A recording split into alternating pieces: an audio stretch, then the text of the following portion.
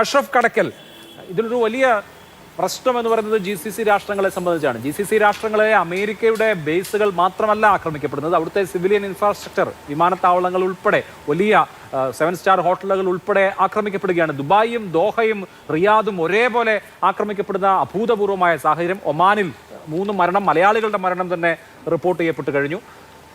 GCC രാഷ്ട്രങ്ങൾ ഈ യുദ്ധത്തിൽ താല്പര്യപ്പെടുന്ന ആളുകളല്ലെന്ന് മാത്രമല്ല, ഈ സ്ഥിതിശേഷം ഒഴിവാക്കാൻ പരമാവധി പരിശ്രമിച്ചവരാണ്. ഒമാന്റെ നേതൃത്വത്തിലായിരുന്നു ഏറ്റവും ഒടുവിലത്തെ ചർച്ച. അമേരിക്ക ഒരു കാരണവശാലും GCCയിലെ ബേസുകൾ ഉപയോഗിക്കില്ല ഈ അറ്റാക്കിനെന്ന് ഉറപ്പുവരുത്തിയത് ഖത്തറാണ്. പക്ഷേ GCC രാഷ്ട്രങ്ങൾ ഇതിന് നടുക്ക് ഇരകളായി മാറുകയാണ്. എന്താണ് അവർക്ക് മുമ്പിലുള്ള ഓപ്ഷൻസ്?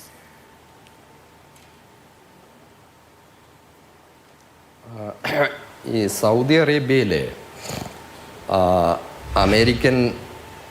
അമേരിക്കയിലെ സൗദി എംബസിയിലെ സ്പോക്സ് പേഴ്സൺ അദ്ദേഹമാണല്ലോ അമേരിക്കൻ ഭരണകൂടവുമായി സൗദിയുടെ അഭിപ്രായം ഭരണകൂടത്തെ അറിയിക്കുന്നത്. അദ്ദേഹം പലപ്പോഴായി അദ്ദേഹം നടത്തിയ പ്രതികരണത്തിൽ പറഞ്ഞൊരു കാര്യം, ഞങ്ങൾ ഒരിക്കലും അമേരിക്ക ഇറാനെ ആക്രമിക്കുന്നതിന് അനുകൂലമായിരുന്നില്ല എന്ന് തന്നെയല്ല, സമാധാനം പുനഃസ്ഥാപിക്കാനായി അമേരിക്കയെ നിരന്തരമായി ഞങ്ങൾ പ്രേരിപ്പിച്ചുകൊണ്ടിരിക്കുകയായിരുന്നു എന്നാണ്.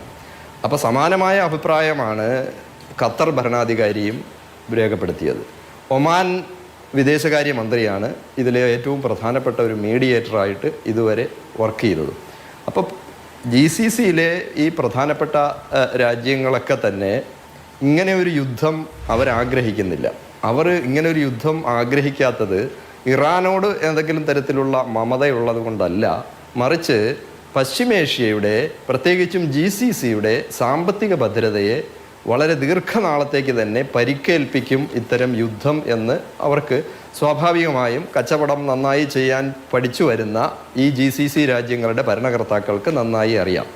പക്ഷേ അങ്ങനെയാണെങ്കിലും ഈ എബ്രഹാം അക്കോർഡിൻ്റെ കാലം മുതൽ തന്നെ ഇറാൻ ഇത്തരം രാജ്യങ്ങളെ അഥവാ GCCയിലെ വളരെ രഹസ്യമായി ഇസ്രയേലുമായി ധാരണയുണ്ടാക്കുകയും ഇസ്രയേലിന് ദീർഘമായ ഒരു ഒരു ഒരു ഒരു ഘട്ടത്തിൽ, ഒരു ഭാവിയിൽ അവരുടെ തന്നെ പ്രോജക്റ്റിനെ നടപ്പാക്കാൻ, അതായത് ഗ്രേറ്റർ ഇസ്രായേൽ എന്ന ലക്ഷ്യപ്രാപ്തിയിലേക്ക് ഇസ്രായേലിനെ കൊണ്ടുചെന്നെത്തിക്കാനുള്ള ഭൗതിക സാഹചര്യം ഒരുക്കുന്നതിൽ അറിഞ്ഞോ അറിയാതെയോ ഇത്തരം GCC രാജ്യങ്ങൾ അവരെ സഹായിക്കുന്നുണ്ട് എന്ന ഒരു ധാരണ ഇറാനിയൻ ഭരണകൂടത്തിനുണ്ട്. ഞാനവിടെ ഒരു ഷിയ സുന്നി കോൺഫ്ലിക്റ്റ് അല്ല കാണുന്നത്, മറിച്ച് ചൈന ഇടപെട്ടതുകൊണ്ട് മാത്രം സൗദി അറേബ്യയുമായി ഒരു മീഡിയേഷൻ സാധ്യമാവുകയും അപ്പോൾ സ്വാഭാവികമായും സുന്നി ചേരിയുടെ നേതാവായി ഇപ്പോൾ കാലങ്ങളായി നിലനിൽക്കുന്ന സൗദി അറേബ്യ ഇറാനുമായി ഒരു സൗഹൃദം സ്ഥാപിക്കുകയും ചെയ്ത പശ്ചാത്തലത്തിൽ നേരത്തെ GCC രാജ്യങ്ങൾക്ക് ഇറാൻ തകർന്നു കാണണമെന്ന് ആഗ്രഹമുണ്ടായിരുന്നു എങ്കിലും ഈ കഴിഞ്ഞ 2 വർഷമായി, പ്രത്യേകിച്ചും കഴിഞ്ഞ ജൂണിലെ യുദ്ധസമയത്തും അതിനുശേഷമുള്ള സാഹചര്യത്തിലുമൊക്കെ തന്നെ ഇറാൻ അങ്ങനെ തകർന്നു പോകുന്നത് GCCയിലെ പല എഴുത്തുകാരും രേഖപ്പെടുത്തിയൊരു കാര്യമാണ്. അവരുടെ മുന്നിലുള്ള 2-3 പാഠങ്ങൾ, ഒന്ന്, പശ്ചിമേഷ്യയിലെ സൈനിക ശക്തികളായിരുന്ന രാജ്യങ്ങളെ സ്റ്റെപ്പ് ബൈ സ്റ്റെപ്പായി പടിപടിയായി ഇസ്രായേൽ അമേരിക്കയുടെ അമേരിക്കയും ഇസ്രായേലും ചേർന്നിട്ടുള്ള ഗൂഢപദ്ധതിയിലൂടെ ഇല്ലാതാക്കി എന്നുള്ളതാണ്. അതിലേറ്റവും നല്ലൊരു ഉദാഹരണമാണ് ഇറാഖ്. അപ്പോൾ സ്വാഭാവികമായും ആ മേഖലയിലെ ശക്തികൾ ഇല്ലാതായി കഴിഞ്ഞാൽ, സൈനിക ശേഷിയുള്ള രാജ്യം നിർവീര്യമാക്കപ്പെട്ട് കഴിഞ്ഞാൽ ഏത് നിമിഷവും GCCയൊക്കെ തന്നെ ഇവരുടെ ചൊൽപ്പടിക്ക് അവർ ഒരു സ്വിച്ച് ഇട്ടാൽ എവിടെയാണ് ലൈറ്റ് കത്തേണ്ടത്, എവിടെയാണ് GCC രാജ്യങ്ങളുടെ ഭരണകർത്താക്കൾ ഒപ്പിടേണ്ടത് എന്ന തരത്തിലേക്ക് വെറും ആജ്ഞാനുവർത്തികളായി മാറ്റാൻ സാധിക്കുന്ന ഒരു രാഷ്ട്രീയ സാഹചര്യം ഉണ്ടാകും എന്ന ഒരു കണക്കുകൂട്ടലിൽ നിന്ന് തന്നെയാണ്. പക്ഷേ ഇത് തിരിച്ചറിഞ്ഞിട്ടാണ് ഇറാൻ ഇപ്പോൾ അറ്റാക്ക് ചെയ്യുന്നത്. വേറൊരു തരത്തിലുള്ള സ്ട്രാറ്റജിക് മൂവാണ്. ഇറാനെ സംബന്ധിച്ചിടത്തോളം അമേരിക്കയെ അറ്റാക്ക് ചെയ്യാൻ സാധിക്കില്ല. കാരണം കഴിഞ്ഞ ജൂൺ അറ്റാക്കോടുകൂടി തന്നെ ഇറാൻ്റെ നല്ലൊരു ഇൻഫ്രാസ്ട്രക്ചർ തകർന്നു കഴിഞ്ഞിട്ടുണ്ട്.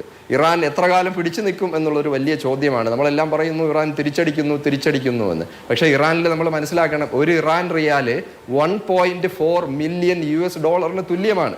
സാമ്പത്തികമായി തകർന്നടിഞ്ഞു. 1980 മുതൽ ഉപരോധം നേരിടുന്ന ഒരു രാജ്യമാണ്. പക്ഷേ ഇപ്പോഴും അവർ പിടിച്ചു നിൽക്കുന്നു എന്ന് പറയുന്നത് ഒരു മഹാത്ഭുതമായി എനിക്ക് തോന്നുന്നു. അങ്ങനെയുള്ളൊരു രാജ്യത്തിന് ദീർഘമായൊരു യുദ്ധവുമായി മുന്നോട്ട് പോകാൻ സാധിക്കില്ല എന്നതൊരു യാഥാർത്ഥ്യമാണ്. അവരുടെ സൈനിക ശേഖരങ്ങളിലുള്ള മിസൈലുകൾ കൊണ്ട് ഇപ്പോൾ ചെറുത്ത് നിൽക്കുന്നു എന്നതൊരു യാഥാർത്ഥ്യമാണ്. പക്ഷേ ഒരു ലോങ് റണ്ണിൽ അവർക്ക് ഒരു സംയുക്ത സൈന്യം അഥവാ അമേരിക്കയും ഇറാനുമായി ചേർന്നിട്ടുള്ള ഒരു സംയുക്ത സേനയെ നേരിടാനുള്ള ഒരു ശേഷിയില്ല.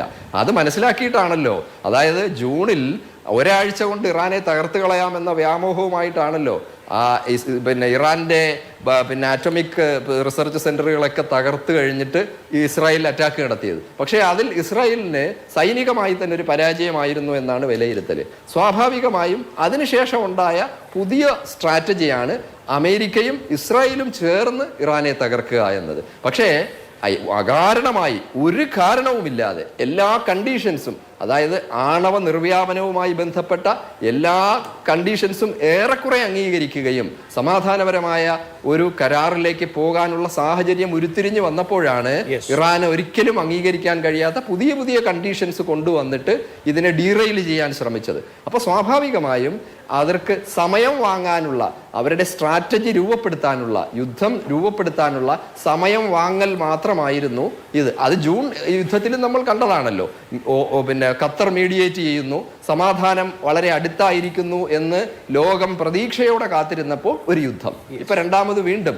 കാരണം എന്ത് വില കൊടുത്തും ഏതെങ്കിലും തരത്തിൽ പശ്ചിമേഷ്യയിൽ സൈനികമായി എഴുന്നേറ്റ് നിൽക്കാൻ ശേഷിയുള്ള ഇറാനെ പോലൊരു രാജ്യത്തെ ഉന്മൂലനം ചെയ്തു കഴിഞ്ഞാൽ പിന്നെ ഈ തെമ്മാടി രാഷ്ട്രത്തിന്റെ എന്ത് ഭോഷ്കിനെയും എന്ത് ധിക്കാരത്തെയും ചോദ്യം ചെയ്യാൻ ആ മേഖലയിൽ ഇനി ആരും ഉണ്ടാവില്ല എന്നൊരവസ്ഥയാണ്. അത് മനസ്സിലാക്കി തന്നെയാണ് സാമ്പത്തികമായ പശ്ചിമേഷ്യയുടെ സാമ്പത്തിക ഭദ്രതയ്ക്കിട്ട് കൊടുക്കലാണ് അവർ UAE അറ്റാക്ക് ചെയ്യുന്നത്, കുവൈറ്റിനെ അറ്റാക്ക് ചെയ്യുന്നത്, സൗദി അറേബ്യയിലെ പ്രദേശങ്ങളോ ഖത്തറോ ഒക്കെ അറ്റാക്ക് ചെയ്യുന്നത് കൊണ്ട് ഇറാനെ സംബന്ധിച്ചിടത്തോളം മറ്റു യാതൊരു ലക്ഷ്യവുമില്ല. അവർക്കുള്ള ഏക ലക്ഷ്യം ഈ അവസരത്തിൽ ഞങ്ങൾ മുങ്ങുകയാണെങ്കിൽ അവരുടെ ലക്ഷ്യങ്ങൾക്ക് കൂടി പ്രഹരമേൽപ്പിക്കുക, അമേരിക്കൻ താല്പര്യങ്ങളുടെ ലക്ഷ്യങ്ങൾക്ക് കൂടി പ്രഹരമേൽപ്പിക്കുക എന്നത് മാത്രമാണ്. എന്തായാലും ഇങ്ങനെ ഒരു അവസ്ഥ നീണ്ടുപോയാൽ ഏറ്റവും അധികം ഇതിന് വലിയ വില കൊടുക്കേണ്ടി വരുന്നത് നമ്മൾ മലയാളികളായിരിക്കും എന്നുള്ളത് മറ്റൊരു സത്യം. തീർച്ചയായിട്ടും യാതൊരു സംശയവും